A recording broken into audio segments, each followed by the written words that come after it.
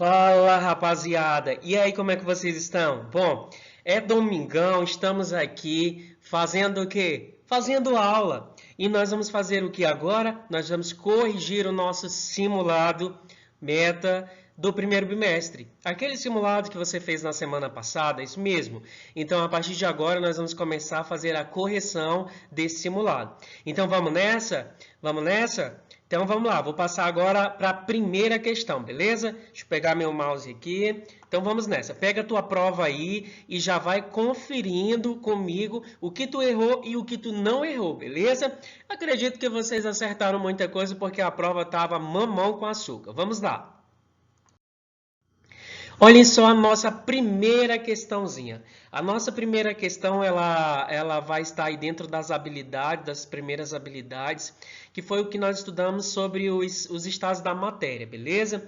Então, ela diz o seguinte, um estudante recebeu uma amostra de água pura, sob pressão de 1 atm. Nós vimos que a pressão inicial de 1 atm é a pressão ali, a pressão ótima para nós termos aí um processo de separação de misturas, de materiais também.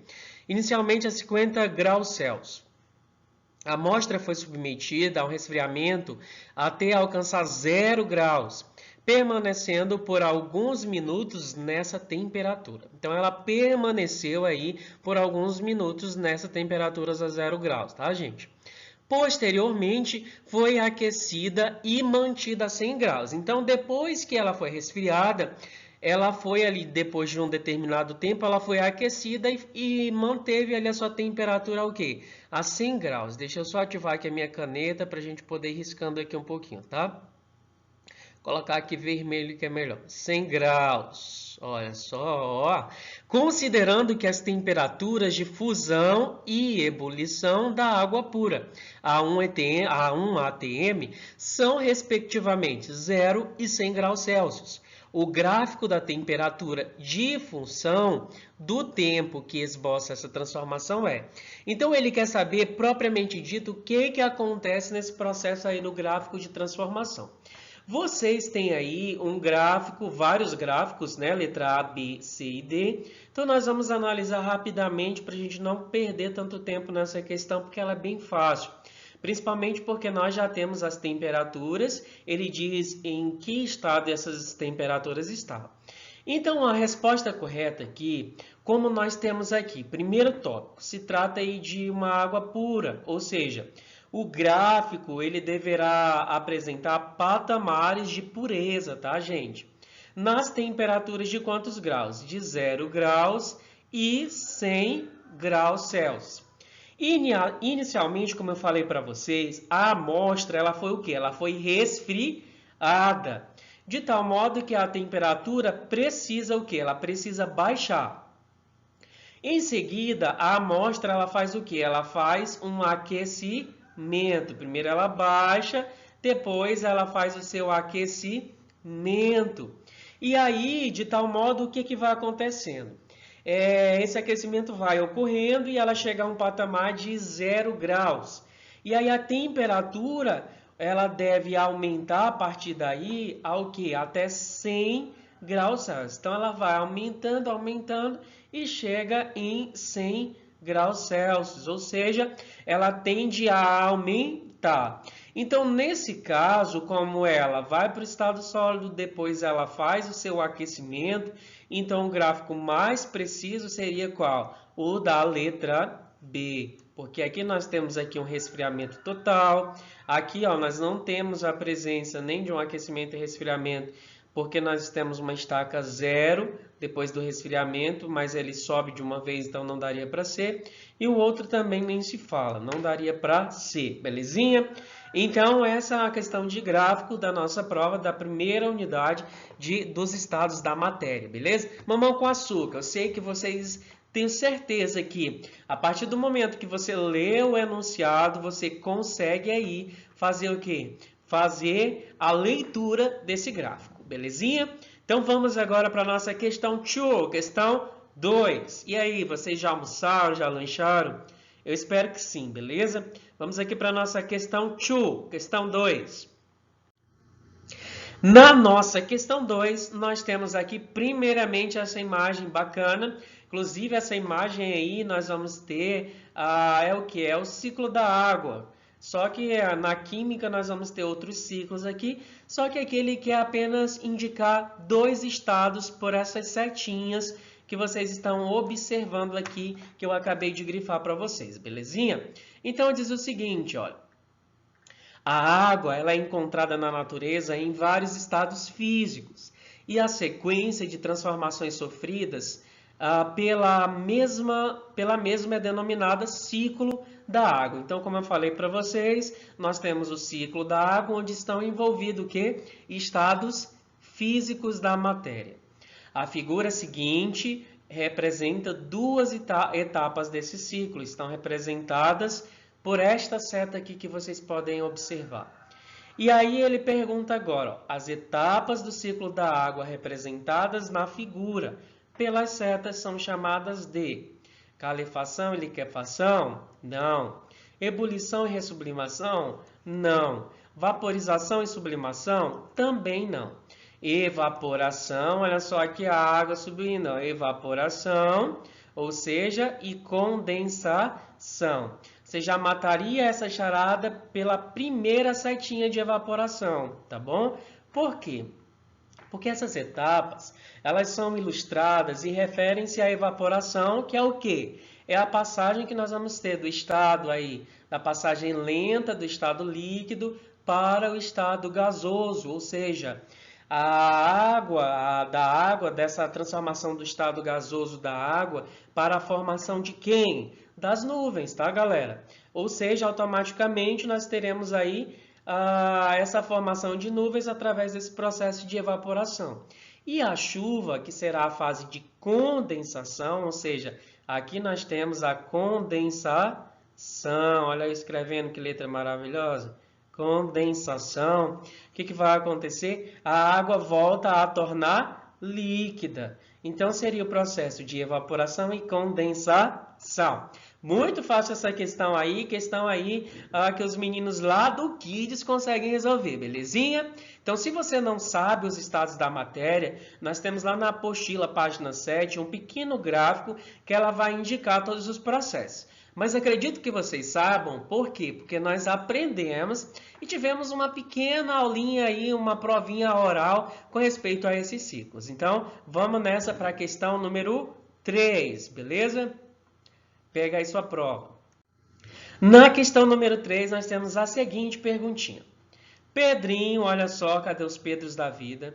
Pedrinho estava com muita sede e encheu um copo de água bem gelada. Ele foi lá, tô com sede, sabe aquela sede quando você ali faz exercício físico e você quer tomar aquela água muito gelada? Assim estava o Pedrinho.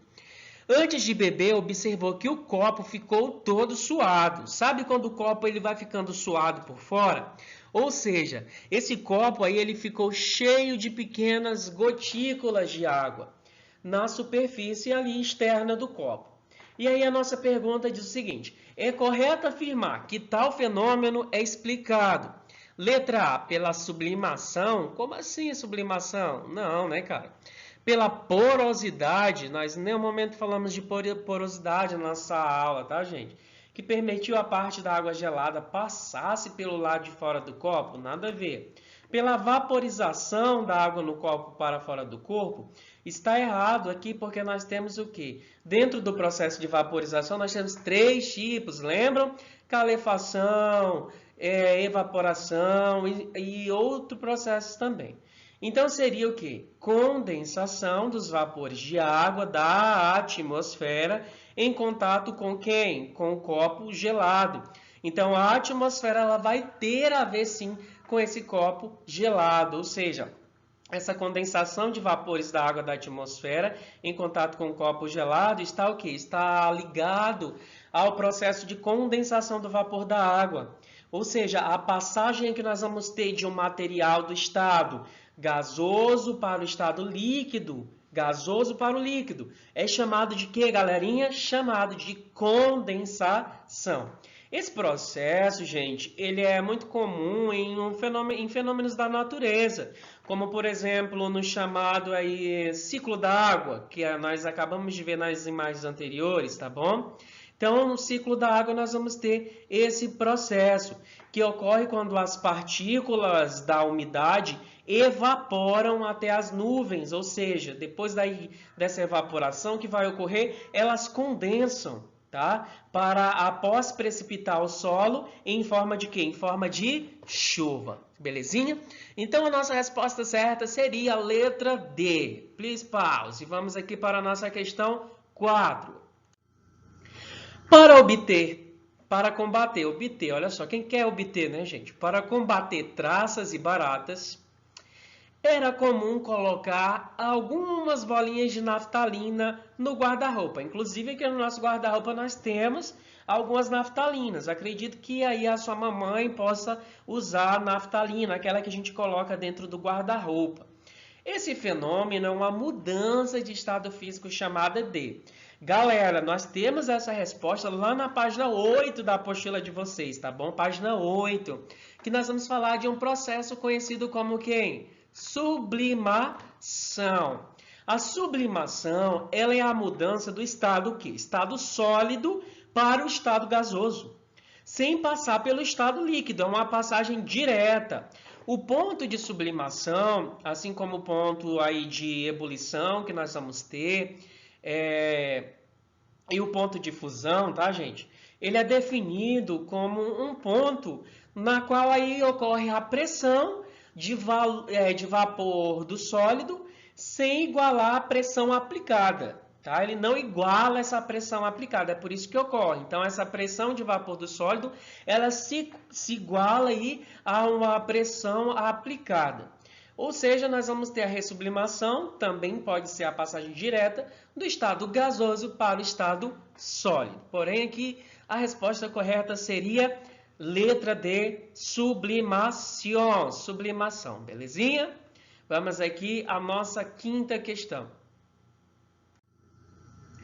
Olha só a nossa questãozinha pequena de cálculo. Essa questão vai envolver aquelas habilidades de quê?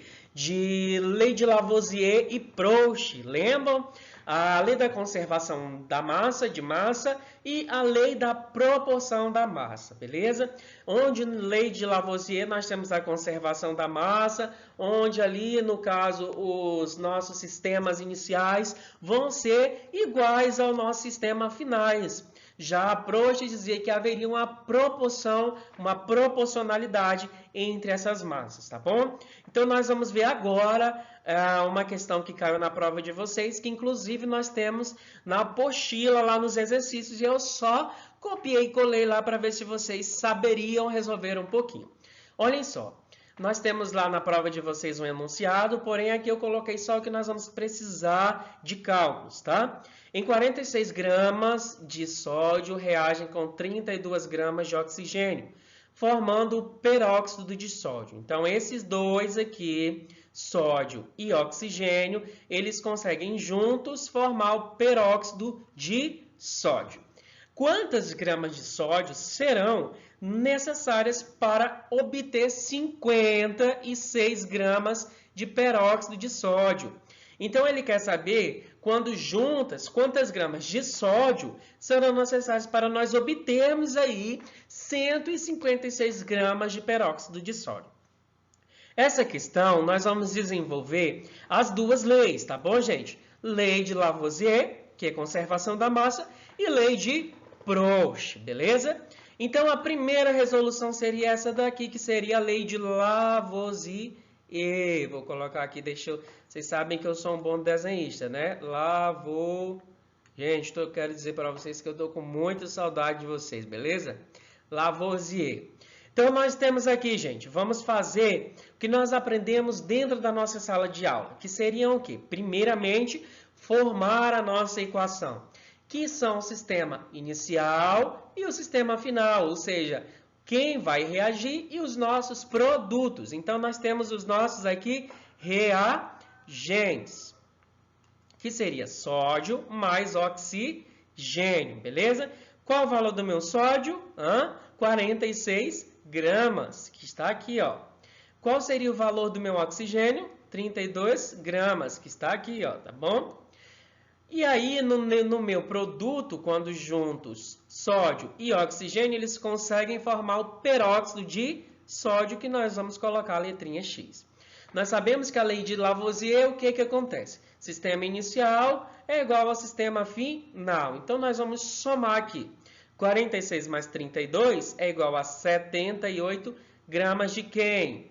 Peróxido de sódio. Então, nós vamos ter 78 gramas de peróxido de sódio, belezinha?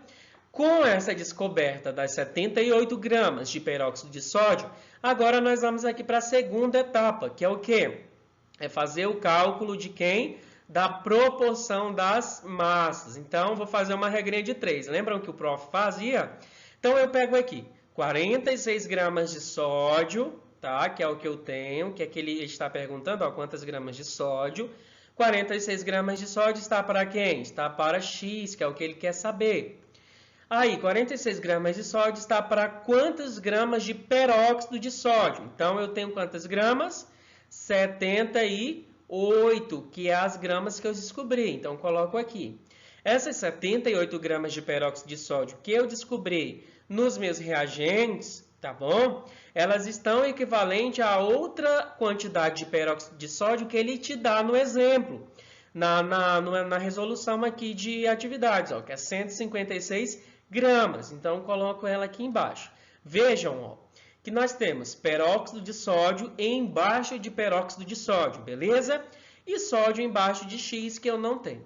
Quando eu faço a regrinha de 3, multiplico meio por extremos, multiplico, depois divido, eu vou ter um valor de 92 gramas de sódio. Então, a minha resposta correta seria o quê? Questão letra D, 92 gramas de peróxido de sódio. Viu como é fácil? Mamãozinho com açúcar, belezinha? Então, vamos aqui à nossa próxima questão, questão de número 6. Fogos de artifício utilizam sais de diferentes íons metálicos misturados com um material explosivo. Íons, nós já sabemos que é o quê? São grupos de átomos que eles podem ganhar ou perder elétrons quando eles ficam desestabilizados, beleza? Quando incendiados, emitem diferentes colorações. Por exemplo, sais de sódio emitem a cor amarela, de bário, cor verde, e de cobre, cor azul. Essas cores são produzidas quando os elétrons têm cargas negativas, não é isso mesmo? Excitados dos íons metálicos, retornam para níveis de menor energia. Então, eles retornam para o nível de menor energia. O modelo atômico mais adequado para explicar esse fenômeno é o modelo Dee. Então, ele está dando aí o quê? Primeiramente, ele está falando de coloração, de pigmentações, de cores, emissão de quê? De luz, de cor. Então, automaticamente, gente, quando nós falamos em emissão de cor, nos processos de evolução dos modelos atômicos, automaticamente nós já vamos descartar Dalton e Thomson, porque eles descobriram aí apenas as primeiras partículas, com cargas negativas e cargas positivas. E o Millikan, que nós descartamos também, por quê? Porque ele descobriu aí a carga elementar, o valor da carga de um elétron. E nós temos Rutherford, que fez o experimento de radiação, porém foi Rutherford-Bohr, os dois juntos, tá? O modelo dos dois juntos, que conseguiram identificar esse processo de o quê?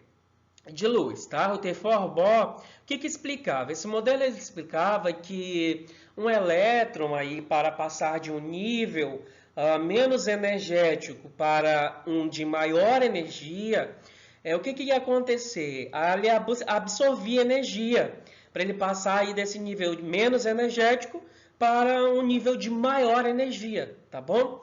Ao retornar ao nível menos energético, o que ia acontecer, gente? Ele ia liberar o quê? Energia na forma de fótons. Isso mesmo, ele liberava luz, energia em forma de fótons. Então, esse modelo ficou aí conhecido como modelo de Rutherford-Bohr. Não esqueçam, belezinha?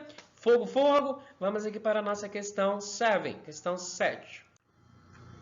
Na nossa questão 7, gente, nós vamos ter aqui, ainda falando sobre os modelos atômicos, tá? A evolução dos modelos atômicos. Ele diz o seguinte: a respeito de um dos primeiros modelos atômicos proposto por Dalton, antecessor do modelo de Thomson, assinale a alternativa correta. Então, nós vamos aqui falar sobre quem? O modelo de Dalton e também um pouquinho de modelo de Thomson.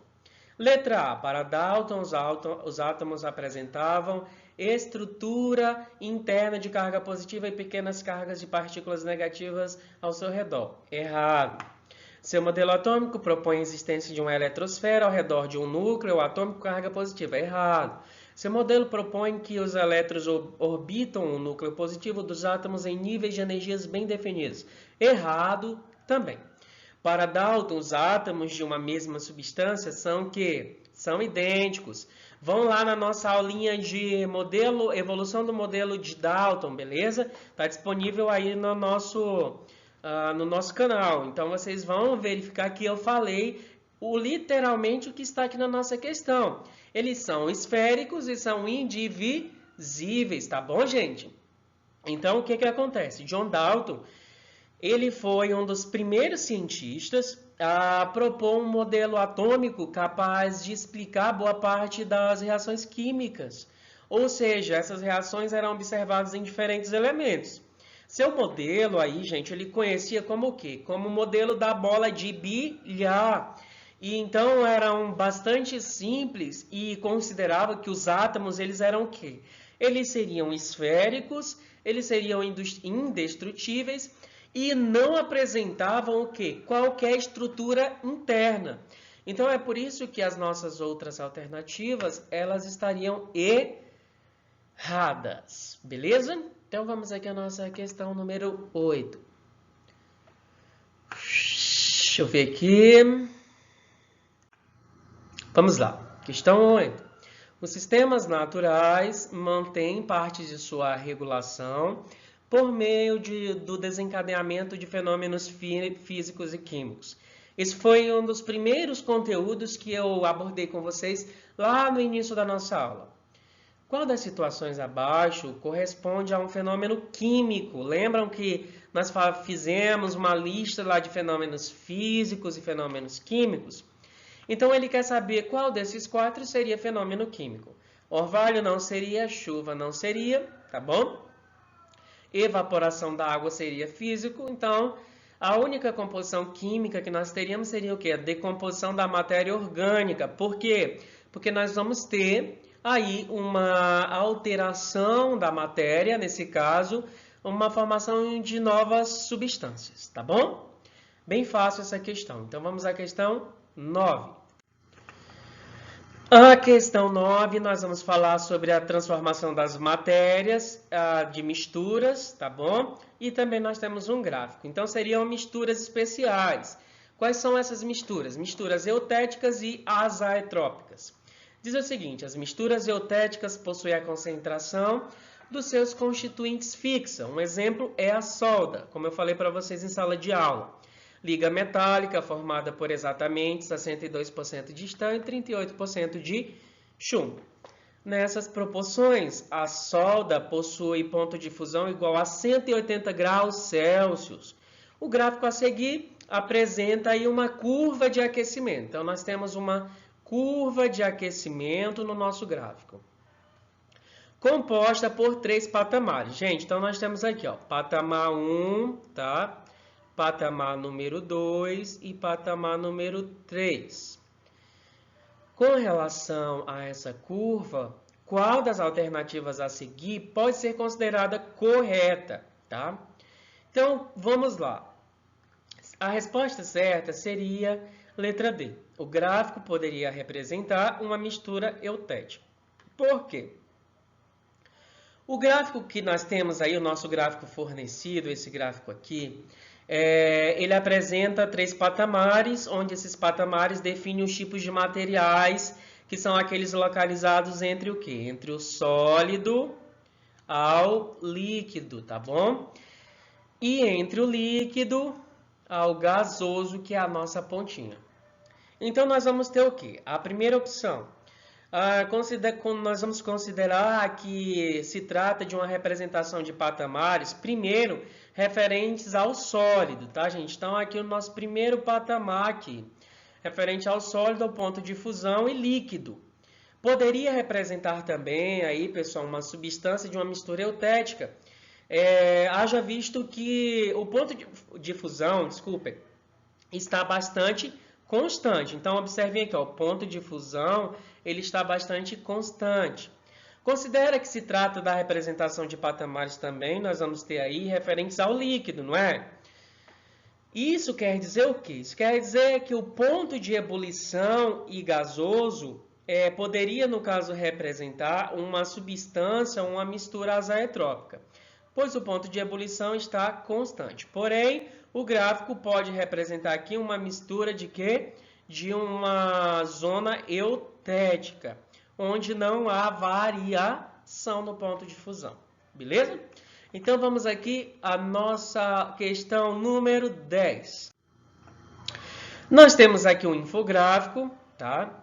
E a nossa questão número 10 fala da rapadura, que ela é dissolvida, a fabricação do açúcar, tá bom?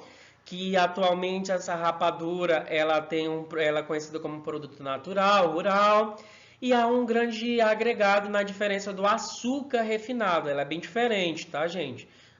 Do açúcar refinado que nós temos hoje. E aí o problema ele vai perguntar para vocês,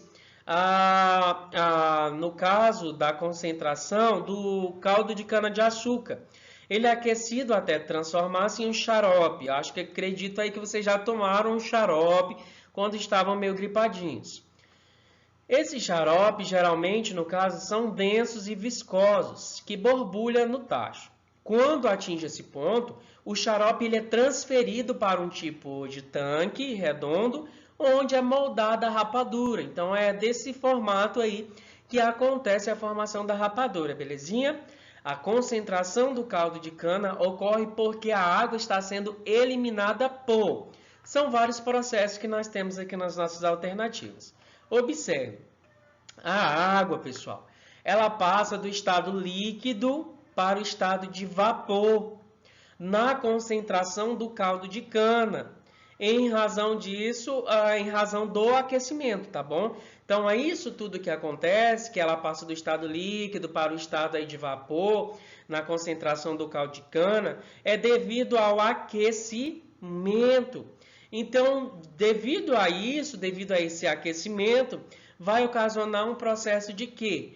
Evaporação, tá bom? Então, nós temos esse processo aí de evaporação com relação à questão que está sendo solicitada aqui. Então, nós terminamos aqui a nossa resolução das nossas questões. Eu espero que vocês tenham entendido e compreendido um pouquinho o que nós queríamos aí falar um pouco nessa avaliação.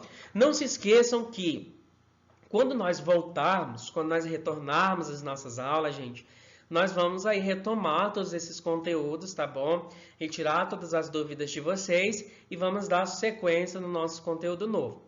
Vale ressaltar que se você ainda não se inscreveu aí no nosso canal do Meta, se inscrevam e aproveita também para se inscrever lá no meu canal, tá, gente? Ciências na Rede. Lá nós vamos disponibilizar algumas outras aulas, outras curiosidades.